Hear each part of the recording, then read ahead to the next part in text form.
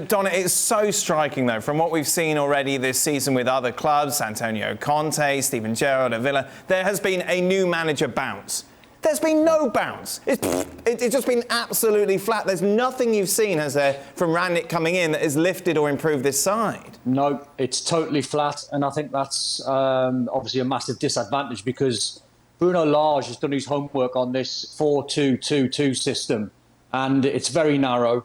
The biggest thing that struck me tonight was, and you would never associate it with Man United players, it was the lack of quality in possession. There were so many times guys in the middle of the park, like McTominay, like Fred, like Sancho, like Greenwood, were giving the ball away under no pressure. And in a world where there's so much analysis and you can easily get, footage of different teams and different systems, I thought it was incredibly naive from Rangnick tonight to go in with that 4-2-2-2 narrow against, as Stuart said, a back three. I thought Neves and Moutinho absolutely ran the show, two very cultured players. And as you see by the graphic there, that can look like a 4-4-2, but Sancho and Greenwood were so narrow. Their plan was to try and get Luke Shaw on the ball, who was very quiet, didn't have a good game, and Wan-Bissaka's just completely out of form. So all of a sudden, you're looking at a Man United side with hardly any quality on the ball. That's alarming. Robert, obviously we've been critical of Solskjaer and Rangnick since he's taken over. How much responsibility do the players need to take for their collective performances over recent weeks? Well, I think Manchester United have got players that don't understand the game particularly well. Sancho, Stevie said that he was disciplined. He didn't understand the game today. He didn't know where he had to be, whether that's the coach's fault or his fault. You have to sort of criticise him for not learning the game. Greenwood, likewise, he's not improving as a player tactically. Rashford, when he came on, looked completely out of sorts, out of confidence. But I would still say, why, if you're going to play Edinson Cavani up front with Ronaldo, do you get Edinson Cavani to go and mark Neves when Wolves have got the ball? That's why they couldn't press the ball high up the field, because one of the centre-forwards was asked to do a midfield job. And you don't ask Cavani, a goal scorer and a box player, to do a midfield player's job. It was totally wrong tactically for me. Robert brings up a good point. Like, Rashford comes on, Stevie, has the ball and misses the pass by a long way for that counter-attack that United were on. How do you explain the dip in form from these players so collectively? I think it's got to be the mental side of the game, no question. There's enough quality. There are a couple of players that I don't believe should be playing for Man United, but there is enough quality that they should be better.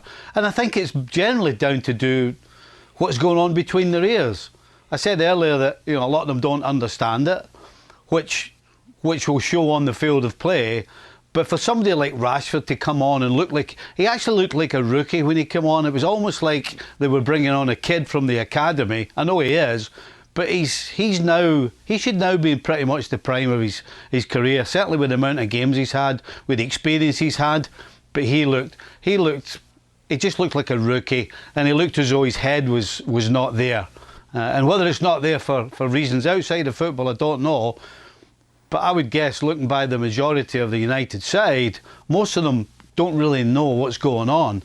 And so it all comes out on the field of play. When you're not sure of what you're doing, when your confidence is low, when you're not sure where you should be or where you shouldn't be or what you should be doing, then it'll all show itself on the field. And that's exactly what we're getting every time United go on the field right now.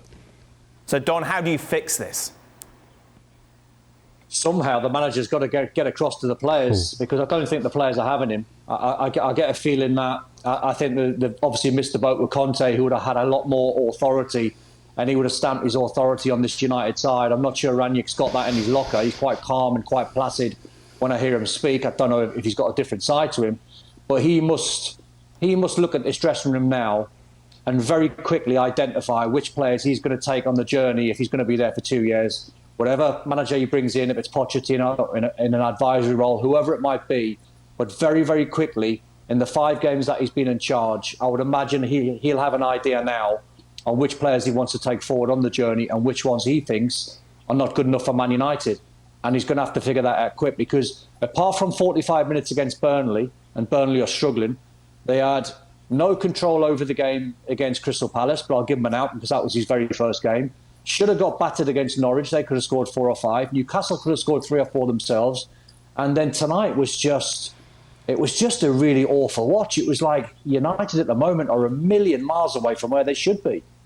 Thanks so much for watching ESPN on YouTube. And for more sports highlights and analysis, be sure to download the ESPN app. And for premium content and live streaming, subscribe to ESPN Plus.